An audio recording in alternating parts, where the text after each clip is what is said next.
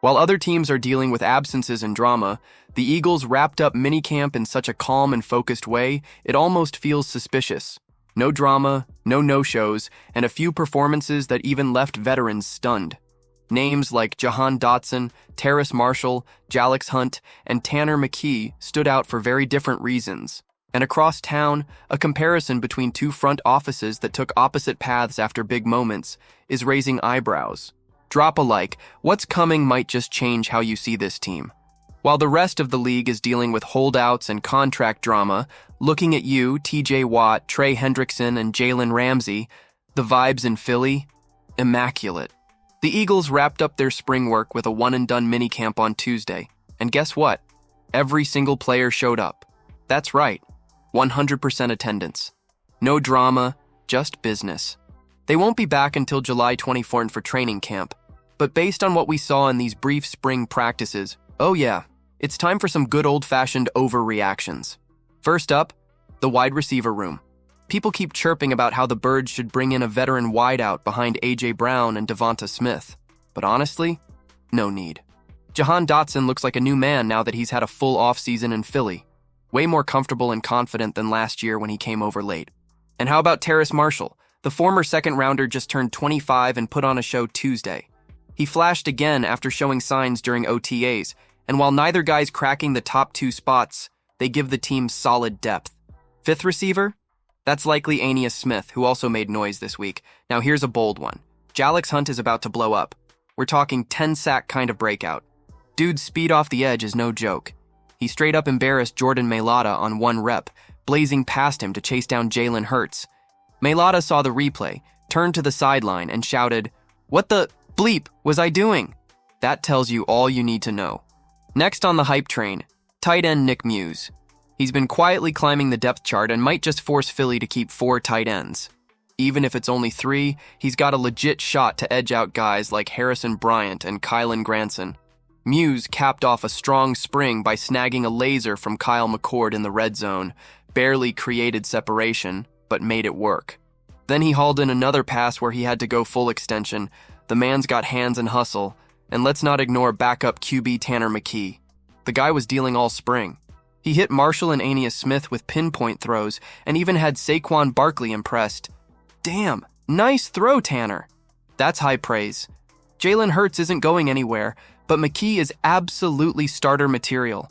Don't be shocked if he gets flipped for a second-rounder next offseason. Quarterback-needy teams are always watching. Are the Eagles surprising more than expected with this roster? Let me know in the comments. Because what happened after their last title shows a side of the franchise few people are talking about. Remember that first Eagles Super Bowl parade? The madness, the tears, the beer showers from balconies? Philly turned into one massive block party, and for a day, the city was invincible. Fast forward to the latest Lombardi landing in Philly, and yeah, the party was still wild, but it hit different. Less disbelief, more business. The city soaked it in, then looked around like, all right, what now? That question hung in the cold February air, and depending on where you looked, Lincoln Financial Field or Citizens Bank Park, you got 2 very different answers. Over at the Link, Howie Roseman didn't even wait for the confetti to get cleaned up. While Philly danced in the streets, Roseman was already dismantling the defense that just won it all. Not because he had to, but because he should. Darius Slay? Avante Maddox? Gone. No time for nostalgia when Patrick Mahomes sliced your defense up like deli meat a few months earlier. Roseman didn't blink. He went and drafted 2 cornerback studs in Quinion Mitchell and Cooper DeJean, added pass rusher Zach Bond, let Kenny Gainwell walk, and snagged Saquon Barkley like it was a fantasy football draft. Clinical, cold-blooded, championship-minded, and then, the Phillies. Oof. While Howie was out here playing 4-dimensional chess, Dave Dombrowski looked like he hit snooze.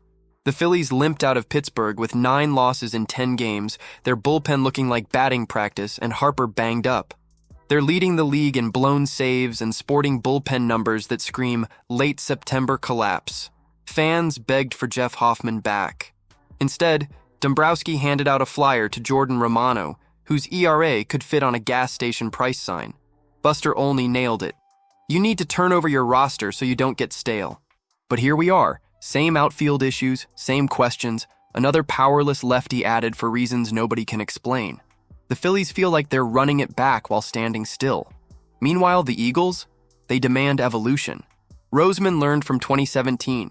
He admitted emotion clouded his decisions back then, and 2023 brought that lesson home hard.